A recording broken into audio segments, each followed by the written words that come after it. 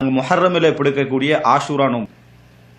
இந்த ஆஷூரா நோம்புடைய சிறப்பு எல்லோருக்கும் தெரியும். ஆஷூரா நோம்புடைய சிறப்பு தெரியும். இந்த ஆஷூரா நோம்புடைய ஒரு வரலாற்றை மட்டும் நாங்கள் சுருக்கமாக தெரிந்து கொண்டால் நல்லது. இந்த நோம்பை நீங்கள் பார்த்தீங்க என்று சொன்னால் ரசூல் ஸல்லல்லாஹு அலைஹி வஸல்லம் அவர்கள் பிடிச்ச இந்த நோம்பை நம்ம 3 கட்டங்களாக பார்க்கலாம். ரசூலுல்லாஹி ஸல்லல்லாஹு அலைஹி வஸல்லம் அவர்கள் இந்த ஆஷூரா நோம்பை பிடிச்சாங்களே, இதை 3 கட்டங்களாக என்ன செய்யலாம், நாங்கள் பார்க்கலாம். எப்படி 3 கட்டங்களாக பார்க்கலாம் என்று சொன்னால், முதலாவது ஆஷூரா அப்படின்றது நம்மலாம் தெரிஞ்ச விஷயம். 10க்கு நம்ம என்ன சொல்லுவோம், அஷரா, அதுலேருந்து ஆஷூரா. திஸ் ஆண்டா 9, தாசு ஆண்டா 9வது நாள். இப்படி அரபுல எல்லாத்துக்கும் சொல்லலாம். அரபுல என்ன செய்யலாம், சாபு ஆன்னு சொல்லலாம், எல்லாத்துக்கும் என்ன செய்யலாம், அப்படி சொல்லலாம். அந்த அடிப்படையில் தான் இதுக்கு அந்த 10 என்று பேர் வந்தது. 10வது நாள் பிடிக்கக்கூடிய நோம்புக்கு தான் ஆஷூரான்னு பேர். நம்ம அதுக்கு முந்தி பிடிச்சாலும் சரி, பிந்தி பிடிச்சாலும் சரி, தாண்டி பிடிச்சாலும் சரி, அதுக்கு ஆஷூரா நோம்புன்னு பேர் இல்லை. ஆஷூரா நோம்பு 2 நோம்பும் அல்ல, 2 நோம்பு பிடிக்கிறோம். அந்த 2 நோம்பும் கட்டாயம் அது சுன்னத்தான நோம்பு சேர்த்து தான் பிடிக்கணும், அது வேறு விஷயம். ஆனால் பெயர் ஆஷூரா என்பது எதுக்கு, 10வது நாளுக்கு மட்டும் உரியது.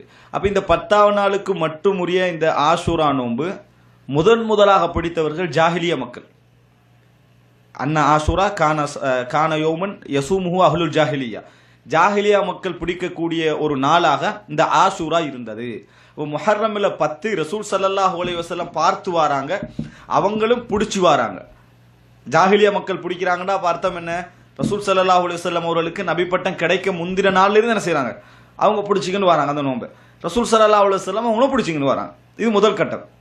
இப்போ இஸ்லாம் கிடைச்ச பிறகு ரசூலாங்க அதை கண்டினியூ பண்றாங்க. இஸ்லாம் கிடைத்த பின்னாலும் நபி அவர்கள் அதை கண்டினியூ பண்றாங்க. மற்றபடி அது என்ன, அதாவது ரசூல் ஸல்லல்லாஹு அலைஹி வஸல்லம் அவர்களாக ஒரு சுன்னாவாக ஆரம்பத்தில் ஏவிய ஒன்று அல்ல. ஆனால் ரசூல் ஸல்லல்லாஹு அலைஹி வஸல்லம் ஜாஹிலிய மக்கள் பிடிச்சிட்டு வராங்க, இஸ்லாத்திலே நோம்புன்றது உண்டு. அப்போ அந்த அடிப்படையில் ரசூலாங்க என்ன செய்யறாங்க, அந்த நோம்பை கண்டினியூவா பிடிக்கிறாங்க. இது முதலாக நம்ம தெரிஞ்சு கொள்ள வேண்டிய விஷயம். ஜாஹிலிய மக்கள் இந்த நோம்பை என்ன செய்தார்கள், நோற்று வந்தார்கள். இஸ்லாம் கிடைப்பதற்கு முன்னிருந்தே நோற்று வந்தார்கள். காரணம் அவங்களுக்கு தெரிந்திருந்ததா இல்லையான்னு அதில் வரல, நோம்பு பிடிச்சிட்டு வராங்க. இப்படி பிடிச்சிட்டு வந்த ரசூல் ஸல்லல்லாஹு அலைஹி வஸல்லம் அவர்கள் அப்போ எத்தனை வருடம் இஸ்லாம் கிடைத்த பின்னால் பிடிச்சிக்கிறாங்க, 13 வருடம். இஸ்லாம் கிடைக்கும் முன்னால் ரசூல் ஸல்லல்லாஹு அலைஹி வஸல்லம் மிக நீண்ட காலமாக என்ன செய்கிறாங்க, அந்த நோம்பு பிடித்து கொண்டு வருகிறார்கள். அது மாத்திரமல்ல, மதீனாவுக்கு வராங்க ரசூலா. மதீனாவுக்கு வந்தால் அங்கே படித்த மக்கள் நோம்பு பிடிக்கிறாங்க. படித்த மக்கள் யாரது, யூதர்கள்.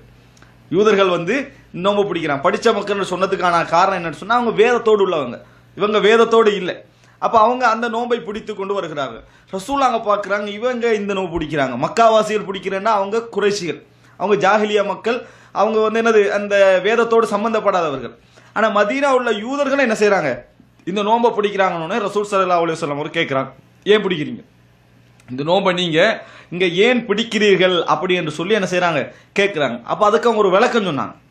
என்ன விளக்கம் அது, இந்த நாளில் தான் மூசா அலைஹிஸ்ஸலாம் காப்பாற்றப்பட்டதும் அதே நேரத்தில் ஃபிரௌன் மூழ்கடிக்கப்பட்டதும் அப்படின்ற ஒரு காரணத்தை அவர்கள் என்ன செய்தார்கள், சொன்னார்கள்.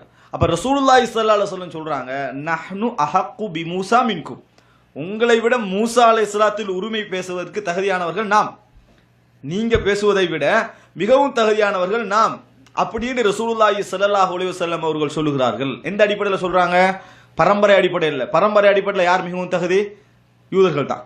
இஸ்லாத்தில் பரம்பரை என்றது அந்த பரம்பரையின் காரணமாக ஒருத்தன் மார்க்கத்தில் முந்துறது இல்லை. அதனால ரசூலுல்லாஹ் சொல்றாங்க, கொள்கை அடிப்படையில் யார் தகுதி, நாங்க தான்.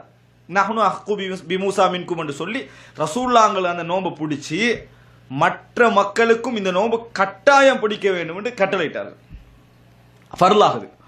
ரசூல் ஸல்லல்லாஹு எப்படி கட்டளையிடுறாங்கன்னா, இந்த செய்தி ரசூல் ஸல்லல்லாஹு அலைஹி வஸல்லம் அவங்களுக்கு இடையில தான் தெரிய வருது. எப்படி உதாரணமாக ஒரு காலையில் வைங்களேன், நோம்பு பிடிச்சிட்டு சாதாரணமாக பிடிக்கிற மாதிரி பிடிச்சிக்கிட்டு 11 மணி போல என்னது தெரிய வருதுன்னு வைங்க காலையில். உடனே ரசூல் ஸல்லல்லாஹு அலைஹி வஸல்லம் 10வது நாள் இது, உடனே ரசூலுல்லாஹ் என்ன செய்கிறாங்கன்னா, ஒவ்வொருத்தரா தெரிவு செஞ்சு அனுப்புகிறாங்க. நீங்கள் இங்கே போங்க, நீங்கள் இங்கே போங்க, நீங்கள் இங்கே போங்க, போய் யாரெல்லாம் சாப்பிடலையோ அப்படியே சாப்பிடாம கண்டினியூ பண்ணுங்க நோம்பை.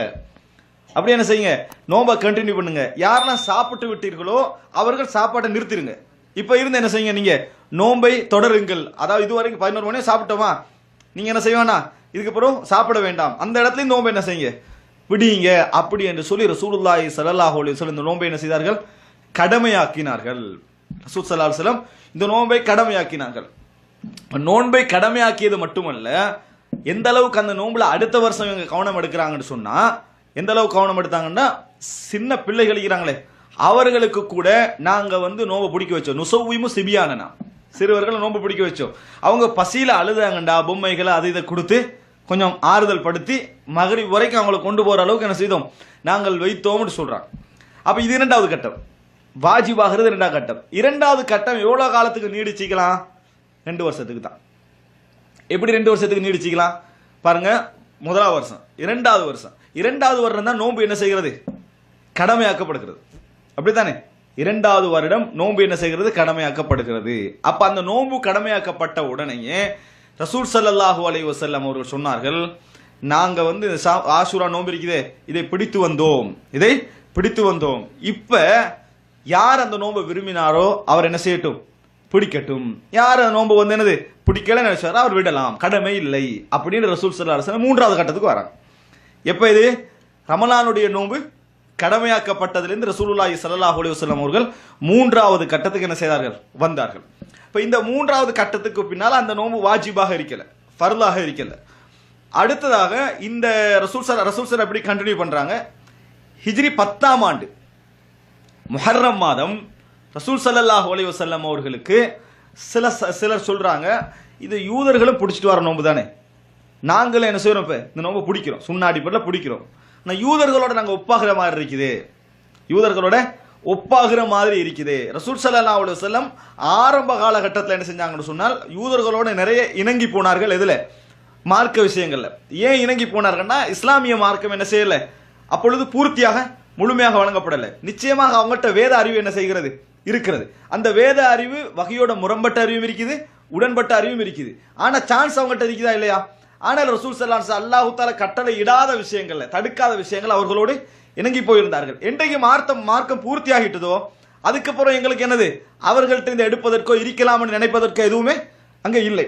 அதனால ரசூல் ஸல்லல்லாஹு அலைஹி வஸல்லம் அவர்கிட்ட இந்த விஷயம் சொன்ன உடனே ரசூலுல்லாஹ் சொன்னாங்க, நான் அடுத்த வருடம் இருந்தால் ல அசூமன் தாசிஅ 9ஐ பிடிப்பேன் அப்படின்னாங்க. 9ஐயும் என்று சொல்லல, இதனால தான் அந்த கருத்து முரண்பாடு வந்துச்சு. அடுத்த வருஷம் இருந்தால் நான் 9ஐ பிடிப்பேன் அப்படின்னு ரசூல் ஸல்லல்லாஹு அலைஹி வஸல்லம் சொல்றாங்க. ஆனா ரசூலுல்லாஹ் என்ன செய்யல, இது வந்து அந்த ஹிஜ்ரி 11ஆம் ஆண்டு, 10ஆம் ஆண்டுல ஹிஜ்ரி 11ஆம் ஆண்டு சொல்றாங்க. ஏன்னா ரசூலுல்லாஹ் மரணிச்சது ஹிஜ்ரி 11 ரபியுல் அவ்வல்ல, ஹிஜ்ரி 11 ரபியுல் அவ்வல்ல. அப்ப ரசூல் ஸல்லல்லாஹு அலைஹி வஸல்லம் இதை வந்து முஹர்ரம்ல சொல்றாங்க, நான் அடுத்த வருடம் இருந்தால் அப்படின்னா ஹிஜ்ரி 12 இருந்தால் நான் 9ஐயும் 9 பிடிப்பேன்றாங்க. ஆனா ரசூல் ஸல்லல்லாஹு அலைஹி வஸல்லம் அடுத்த வருடம் வருவதற்கு முன்னால மரணித்து விட்டார்கள். இதுல என்ன விளங்குன்னு சொன்னால், ரசூல் ஸல்லல்லாஹு அலைஹி வஸல்லம் இந்த 9ஐ பிடிப்பேன்னு சொன்னாங்களே, அந்த வார்த்தைக்காக வேண்டி தான் இப்ப நாங்க என்ன செய்யறோம், 9, 10 பிடிக்கிறோம். 9, 10 பிடிப்பதற்கான காரணம் 10 தான் ஆஷூரா, 9 ஆஷூரா அல்ல. ரசூல் ஸல்லல்லாஹு அலைஹி வஸல்லம் யூதர்களோடு முரண்படுவதற்காக வேண்டி என்ன செஞ்சாங்க, நான் 9 பிடிப்பேன்னு சொன்னாங்க. அதனால 9ஐயும் பிடிச்சி 10ஐ என்ன செய்யறோம், பிடிக்கிறோம். இதுக்கு சிலர் எப்படி விளக்கம் எடுத்துட்டாங்கன்னு சொன்னா, 9 பிடிப்பேன்னு ரசூலுல்லாஹ் சொன்னாங்க, எனவே 10 விடலாம், 10 பிடிக்க வேண்டிய அவசியம் இல்லை. 9 தானே 9ஐயும் பிடிப்பேன் ரசூலுல்லாஹ் சொல்லலையே, 9ஐயும் பிடிப்பேன் ரசூலுல்லாஹ் சொல்ல வேண்டிய அவசியம் இல்லை. ஏன்னா 10ஆம் நாளுடைய சிறப்பு மாறாது, 11க்கு 9க்கு மாறாது, 8க்கு மாறாது. 10ஆம் நாளுடைய சிறப்பு எப்பயும் என்னது, 10ஆம் நாளுடைய சிறப்பு தான். யூதர்கள் முரண்படுறதுனால என்ன செய்யாது, மூசா அலைஹிஸ்ஸலாம் 9ஆம் நாள்ல காப்பாற்றப்பட்டாருன்னு ஆகிறாது. அதனால அதை ஞாபகப்படுத்தி நோன்பு பிடிக்கிறன்றது என்றைக்குமே இருக்கும்.